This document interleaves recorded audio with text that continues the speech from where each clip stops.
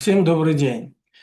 29-30 июня в Вене состоялась третья заключительная конференция по вопросам человеческого измерения, организованная швейцарским представительством ОБСЕ при поддержке БДИПЧ в 2026 году. Тема конференции – предотвращение пыток и жесткого обращения, укрепление сотрудничества и обеспечение выполнения принятых обязательств. Кроме меня в конференции принял участие и Нурмухамед Ханамов. В зале присутствовала и делегация Туркменистана. Во второй день конференции я попросил слова и изложил суть ситуации с правами человека в Туркменистане. Как всегда, на прениях дают всего 3 минуты, поэтому выступающим приходится порой тезисно излагать свое мнение.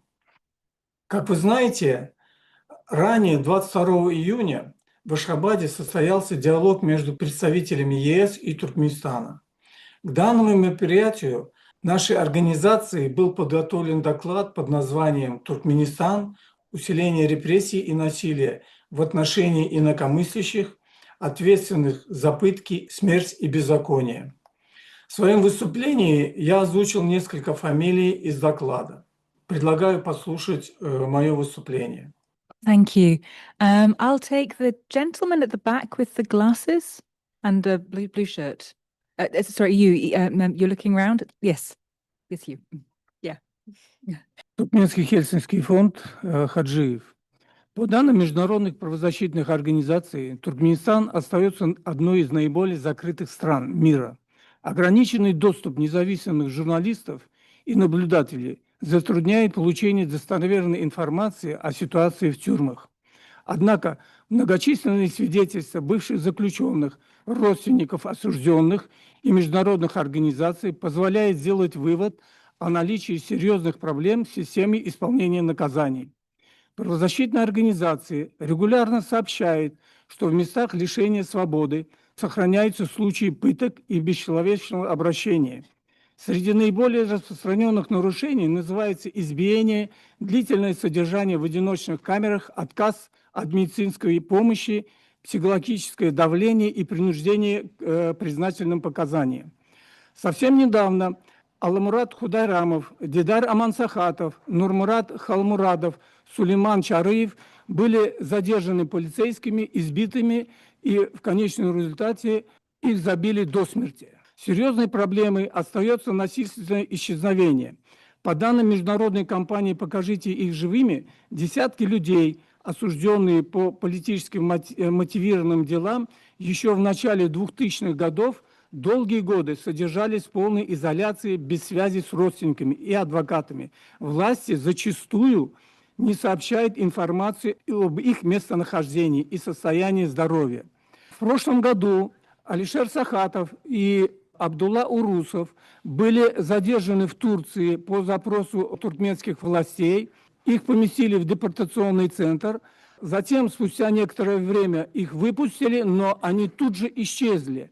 Туркменские власти ничего не делают для того, чтобы найти этих людей. Такая ситуация происходит постоянно в Туркменистане. Люди пропадают, и диктаторский режим семьи Бердымухамедова не проводит никаких расследований и ничего не сообщает родственникам. Спасибо. Мое выступление подтолкнуло главу туркменской делегации попытаться опровергнуть достоверные факты, в том числе по фамилиям, которых я озвучил. К сожалению, туркменская делегация вновь использовала менторский подход и просто зачитывала приписанные истины без конкретных фактов. У нас, мол, в тюрьмах все хорошо и нет проблем. Мы допускаем представителей посольств до пенитенциарных учреждений, и вы можете увидеть их отчеты. Тут сразу возникает вопрос, где увидеть? В свою очередь я беседовал с западными дипломатами, где они говорили, нам не разрешают видеться с политическими заключенными и вообще не дают беседовать с заключенными. Вот в таком духе вы можете прослушать выступление главы туркменской делегации. Thank you very much. I'd like to ask this gentleman here in the navy jacket and glasses at the front row. Thank you. Thank you. My name is Fatim. Спасибо, Госпожа председатель, я Ельдмурат Велиев, представляю делегацию Туркменистана. В опровержении на ранее прозвучавшие заявления в зале, ведущие в заблуждение касательно нашей страны Туркменистана, хочу заявить, Туркменистан принимает эффективные меры для недопущения актов пытки и жестокого обращения на всей территории страны. Законодательство гарантирует защиту человека от применения пыток и других жестоких, бесчеловечных или унижающих достоинства видов обращения и наказания. Для достижения этих целей совершенствуются формы и методы деятельности соответствующих подразделений, спецучреждений, направленной на недопущение к лицам, отбывающим наказание в виде лишения свободы, фактов пытки и жестокого обращения. Прежде всего, повышенная ответственность должностных лиц за соблюдение установленных правил режима отбывания наказания, усилен контроль за оперативной и воспитательной работой среди спецконтингента. С целью предотвращения пыток и мониторинга ситуации в местах лишения свободы наблюдательными комиссиями проводится посещение мест лишения свободы. Так, в период 24-25 года наблюдательные комиссии 21 раз посетили места лишения свободы. Также ежегодно омбудсмен проводит проверки исправительных учреждений, места предварительного заключения и реабилитации здоровья с полной информацией, о которых можно ознакомиться в ежегодных докладах на официальном сайте ombudsman.gov.tm. Туркменской стороной также ведется открытый диалог в вопросах предоставления доступа в места лишения свободы для мониторинговых миссий как для независимых сторон, так и для других заинтересованных международных структур.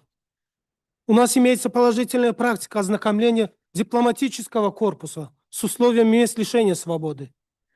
Буквально за последние 5-6 лет мы уже несколько раз организовали посещение мест лишения свободы для глав дипломатических миссий, аккредитованных в Туркменистане, Великобритании, США, Германии, Франции, Румынии, Италии, представительства ЕС, которые широко ознакомились с теми условиями, которые созданы в этих местах лишения свободы, о которых вы сможете ознакомиться в их отчетах.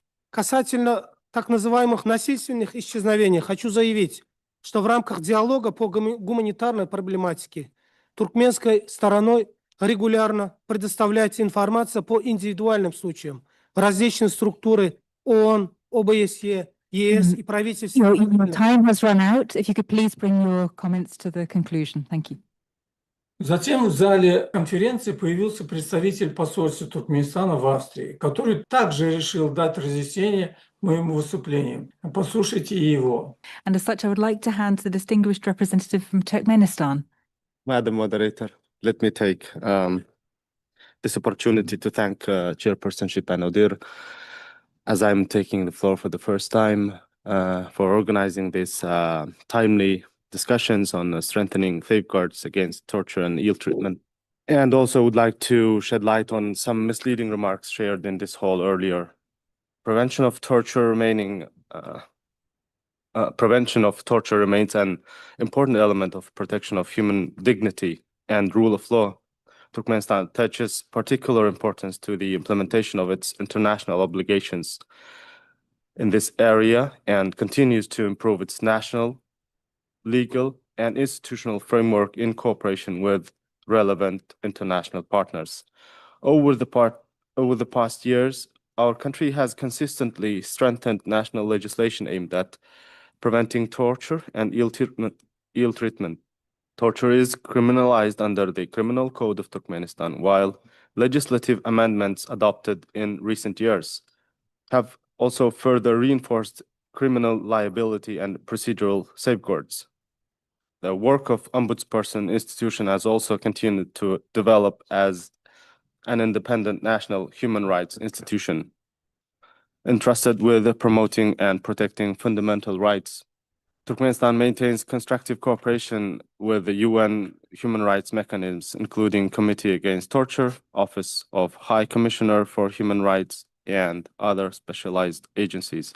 At the same time, we believe that discussions on human rights should remain objective, evidence-based, and free from politicization. generalized assessments or information originating from unverified or one-sided sources do not always reflect actual situation on ground and risk undermining the spirit of constructive dialogue that should characterize the work of OSCE.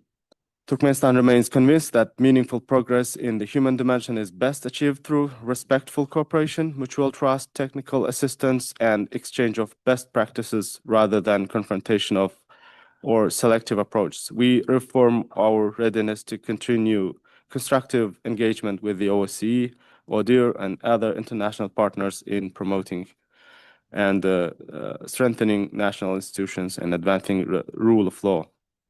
Thank you very much. В выступлении работника посольства звучали такие слова. Мол, мы поддерживаем конструктивное сотрудничество с правозащитными механизмами ООН, включая Комитет против пыток, Управление Верховного комиссара ООН по правам человека и другие специализированные учреждения. Работаем с ОБСЕ. Обобщенные оценки или информация, исходящая из непроверенных либо односторонних источников, не всегда отражают реальную ситуацию на местах и могут подрывать дух конструктивного диалога, который должен лежать в основе работы ОБСЕ. Обычные клише туркменских представителей на международных конференциях. Мы, мол, работаем, мы сотрудничаем, и у нас все хорошо. Во второй половине дня правозащитник Юрий Джибладзе также затронул вопрос пыток в Туркменистане, касаясь темы исчезнувших, упомянутых в докладе компании «Покажите их живыми». Gentleman at the back with a blue shirt. Thank you. My name is Yuri Jibladze, speaking on behalf of iSense. In the Tirana decision, participating states incorporated prolonged incommunicado detention in their OSCE commitment to prevent torture. Prolonged incommunicado detention may lead to enforced disappearance. Thus, the decision gives states responsibility to fight enforced disappearances both in their own country and across the OSCE region, especially in the countries where this crime has been perpetrated the most. Turkmenistan is among those countries. Enforced disappearance in its prison system is a well-documented crime. The Prove They Are Alive campaign meticulously documented 162 cases of disappearances in prisons that have occurred since 2002. The total number of victims is estimated at several hundred. This is not a matter of history, but an ongoing crime. At least half of the documented cases continue. As long as the disappeared people remain unaccounted for, the crime continues. Moreover, several dozens of the disappeared have not been released after their prison terms ended. Where are these people, and why haven't they not been released? Are they dead or alive after spending more than 20 years in isolation? The government continues to obfuscate inquiries about the fate of the disappeared. It provides limited, incomplete, and often misleading information to the EU and prohibits its public dissemination. Despite of what we have heard earlier today from representatives of Turkmenistan, no international observers are allowed to visit prisons, including UN mandate holders, despite voluntary commitments undertaken by Turkmenistan in the UPR framework. Occasional visits by foreign diplomats to prisons organized by the authorities are a stage show, as the diplomats are not allowed to talk to any prisoners, are not able to see anyone from the list of the disappeared, and are taken to the same two freshly painted colonies, but never to Ovadan Tepe, the infamous torture prison where the disappeared are held.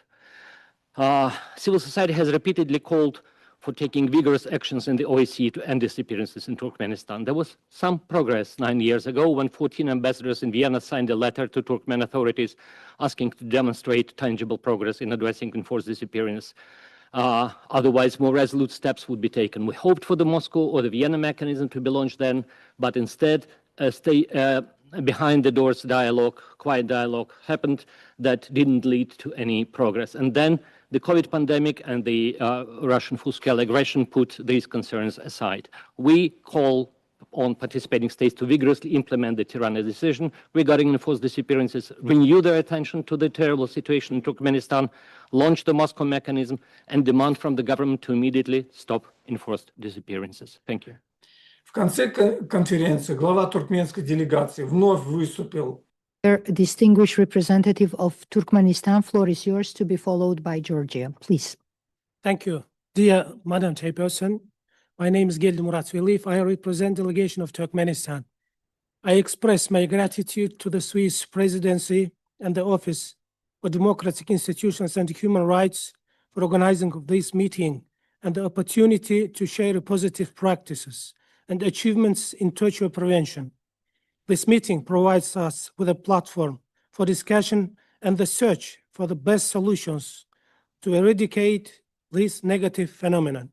Although OSCE participating states are taking effective measures to prevent acts of torture and ill treatment in their territories in order to implement their international obligations, there are still certain gaps that we must address together, building on the positive practices already in place in some of our countries.